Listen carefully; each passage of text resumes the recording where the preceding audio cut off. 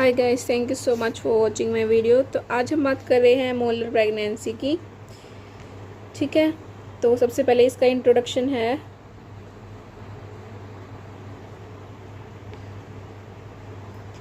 Introduction में है, इसका जो दूसरा नाम है वो है हाइडिटिफॉर्म मोल और वेसिकुलर मोल। ठीक है, इसके ये दूसरे नाम हैं।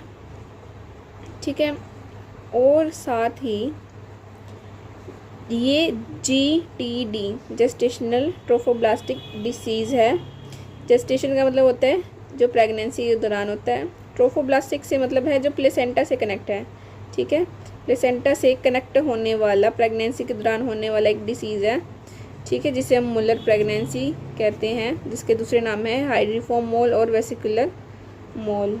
ठीक है, आगे की ओर बढ़ते हैं। सबसे पहले है इसकी definition. It is an abnormal condition of placenta in which degenerative and proliferative changes occur in chronic villi। जो प्लेसेंटा की क्रोनिक विलाई वाला जो पार्ट होता है उसके अंदर कौन सी प्रोसेस होती है? डीजेनरेशन की। डीजेनरेशन से क्या मतलब होता है? डीजेनरेशन का मतलब होता है कोई चीज़ टूटना, नष्ट होना शुरू हो जाना। ठीक है, नष्ट होना या सेल्स ख़त्म होना, उसकी डीजेनरेशन का मतलब होता है। ठीक है, और प्रोलिफरेटिव चेंजेस से क्या मतलब है?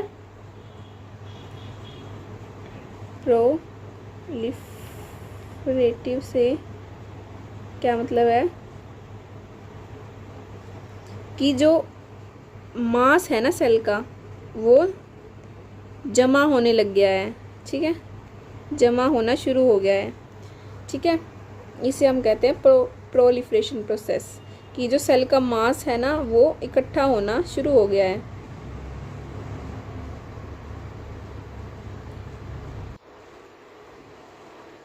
सेल की मास के जमा होने को प्रोलिफरेटिव प्रोसेस कहते हैं। ठीक है, तो ये थी इसकी डेफिनेशन। आगे क्या लिख रखा है? आगे लिख रखा है this result in formation of cluster of small cyst in varying sizes. अगर प्लेसेंटा के अंदर डीजेनरेशन प्लस प्रोलिफरेटिव चेंजेस आने लग गए हैं तो उसके जिससे क्या होगा कि सिस्ट जो है वो वेरिंग साइजेस के अंदर, मतलब बड़ा साइज भी हो सकता है और छोटा साइज भी हो सकता है सिस्ट का। ठीक है, और क्लस्टर्स का, जिसे हम मास कह सकते हैं। अब नॉर्मल मास जो है वो बड़े साइज़ का और छोटे साइज़ का जो है वो इकट्ठा होना शुरू हो सकता है यूट्रस के अंदर। ठीक है, तो ये थी इसकी डेफिनेशन। अब हम आगे बात करते हैं इसके कारणों की। अगर किसी कोई प्रेगनेंसी जो है वो टीनेज के अंदर हुई है, ठीक है, अगर जो मदर है वो टीनेजर है अभी, ठीक है। सेकंड है एज मोर देन 35 ईयर, या फिर उसकी एज जो है वो 35 ईयर से ज़्यादा है, ठीक है। या फिर इन ऑटो इम्यूनिटी, जिसको हम कह सकते हैं इम्यून रिस्पॉन्स।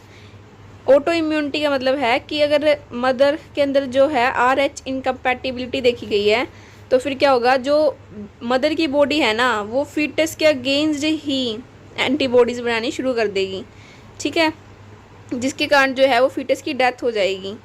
ठीक है, तो आई होप आपको ये ऑटो इम्यूनिटी वाला जो पॉइंट है वो क्लियर हो गया होगा। ठीक है, इसके बाद जो है नेक्स्ट पॉइंट वो है जेनेटिक और क्रोमोसोमल एबनॉर्मलिटीज़। ठीक है, अगर ऑलरेडी जो है हिस्ट्री रह चुकी है मोलर प्रेगनेंसी की पूरी अगर फैमिली हिस्ट्री रह चुकी है या क्रोमोसोमल एबनॉर्मलिटीज़ है मदर के अंदर या फीटस के अंदर, तो भी जो है मोलर प्रेगनेंसी के रिस्क रहते हैं।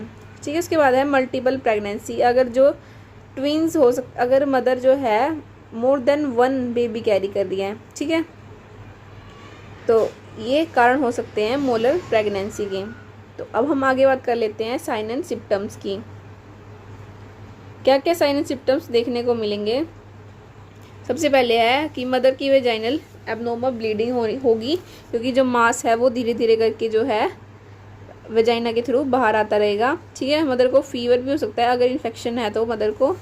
ठीक है, expulsion of grape like vesicle, जो ग्रेप लाइक स्ट्रक्चर जो है मास जो है वेसिकल्स जो है जो क्लस्टर है सिस्ट है वो ग्रेप्स के फॉर्म में वेजाइना के थ्रू बाहर आना स्टार्ट हो जाएगी। ठीक है, और अब आगे हम बात करते हैं नेक्स्ट साइन एंड सिम्टम की।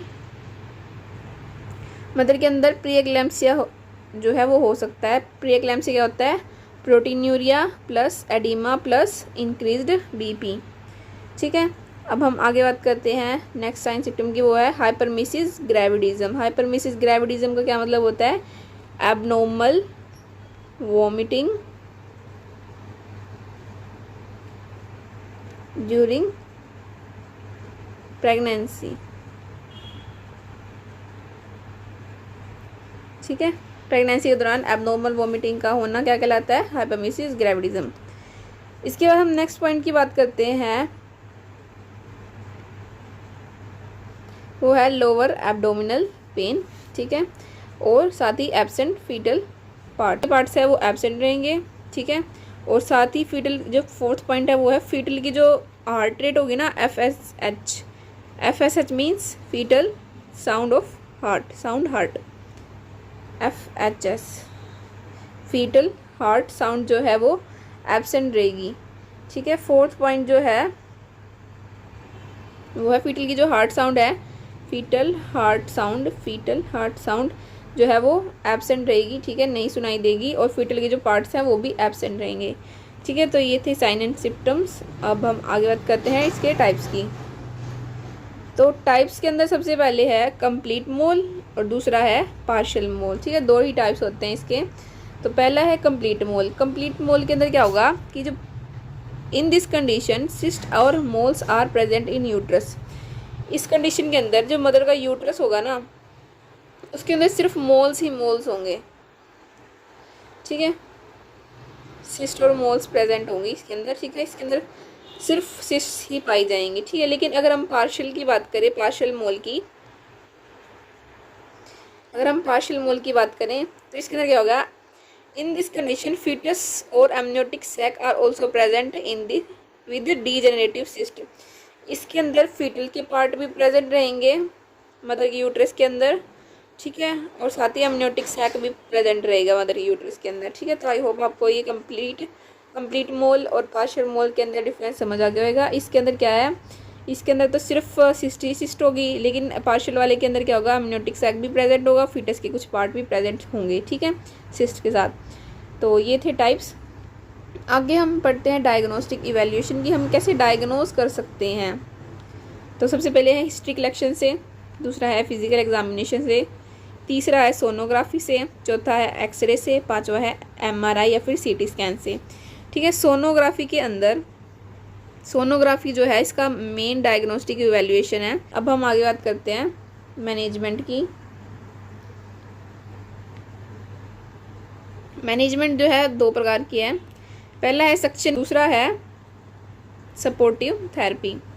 तो पहला है suction evacuation. It is a procedure done to remove cyst from the uterus under the general anaesthesia by cervix dilation. Cyst are evacuated by vagina. ये एक ऐसा प्रोसीजर है जिसके अंदर सिस्ट को यूट्रस से रिमूव किया जाता है एनेस्थीसिया देकर। ठीक है, ठीक है, साथ ही जो सर्वाइकल है मदर की, उसका डायलेशन होता है। ठीक है, जिससे जो सिस्ट है वो वेजाइना के थ्रू इवैक्यूएटेड मतलब बाहर निकाल ली जाती हैं। ठीक है, तो ये सक्शन इवैक्यूएशन। सेकंड जो है वो है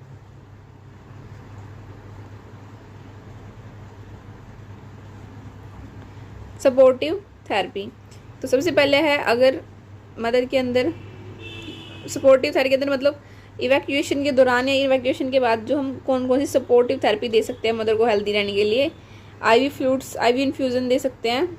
ठीक है, सेकंड ही अगर मदर के जो मांस है, ठीक है, जो वेसिकल्स है वो रिमूव होने के बाद बहुत ही ज़्यादा ब्लीडिंग हुई है, तो मदर को ऐसी कंडीशन हो सकती है कि मदर के अंदर अनीमिया की कंडीशन पैदा हो जाए। ठीक है, तो ऐसी कंडीशन में मदर को हम BT भी कर सकते हैं, ब्लड ट्रांसफ्यूजन भी कर सकते हैं। ठीक है, और एंटीबायोटिक दे सकते हैं अगर मदर के अंदर इन्फेक्शन हो गया तो।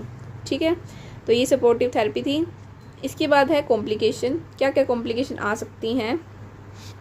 मदर हेमरेज की कंडीशन के अंदर जा सकती है, शॉक की कंडीशन के अंदर जा सकती है, और प्री एक्लेम्सिया मदर को हो सकता है। ठीक है, ज़्यादा ब्लीडिंग होने के कारण। तो ये था कॉम्प्लिकेशन। आगे हम पढ़ लेते हैं नर्सिंग मैनेजमेंट। नर्सिंग मैनेजमेंट के अंदर तो सबसे पहले है साइकोलॉजिकल सपोर्ट देना है, अच्छी sleep, good rest and sleep mother को प्रोवाइड करना है, गुड इन्वायरमेंट मदर को प्रोवाइड करना है, गुड न्यूट्रिशन, अगर मदर को ब्रीथलेसनेस हो रही है तो ऑक्सीजनेशन भी प्रोवाइड कर सकते हैं, ठीक है, यूटीआई से प्रिवेंट करना है, ठीक है, by giving the mother sterile pads, ठीक है। तो ये था नर्सिंग मैनेजमेंट। तो आई होप आपको ये पूरा टॉपिक क्लियर हो गया होगा और पूरी वीडियो समझ आई होगी। Thank you so much for watching.